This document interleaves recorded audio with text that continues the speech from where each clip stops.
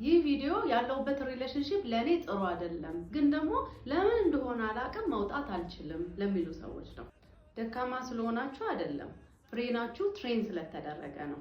የሆነ የሳይኮሎጂ ኤክስፐሪመንት አለ። ምንድነው? በፒጅን እና በአይጦች ላይ የተሰራ ኤክስፐሪመንት ነው። ለአንድ ግሩፕ ምን ተሰጠ? ፕሬስ ያደረጉት ሲነኩት ምግብ የሚያስወጣ ሁሌ በረኩት ቁጥር ምግብ የሚያወጣ ነው። ሁለተኛው ግሩፕ ደግሞ የተሰጣቸው ምንድነው? ራንደምሊ ነው፣ አንዳንዴ ነው የሚያወጣው። መቼ ምግቡን እንደሚያወጣ አያውቁም። እነኚህ ሁሌ ፕሬስ ያደረጉት ምግብ የሚወጣው ወይ ላይጦቹ ወይ ደግሞ ለርግቦቹ እነሱ ወዲያው ቦርድ ሆኑ፣ ተሰለቻቸው።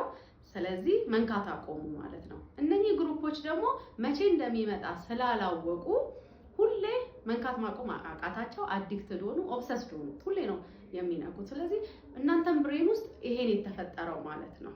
መቼ እንደሚመጣ ይሄ ጥሩ ስሜቱ መቼ እንደሚመጣ ብሬን ፕሬዲክት ማድረግ ሲያቅተው አዲክትድ የመሆን ቻንሱ ከፍተኛ ነው ማለት ነው። መቼ እንደሚመጣ ከማታውቁት ስሜት ጋር ነው። ስለዚህ ይሄን ፓተርን ማወቃችን ምን ይረዳል? መጀመሪያ ራሳችን ከወቀሳ ለምን እኔ እንዲያላረግም ለመውጣት አልቻልኩም ከማለት ያድነናል። ሁለተኛም ደግሞ ትክክለኛ እርዳታ አግኝተን ከእንደዚህ አይነት እኛን ከሚጎዳን ሪሌሽንሺፕ ውስጥ ለመውጣት ያግዘናል ማለት ነው። ይሄንንም አውቃችሁ ደግሞ ከእንደዚህ አይነት ሪሌሽንሺፕ መውጣት የከበዳችሁ ወደ ፍጥረት ካውንስሊንግ መምጣት እንዳይረሱ።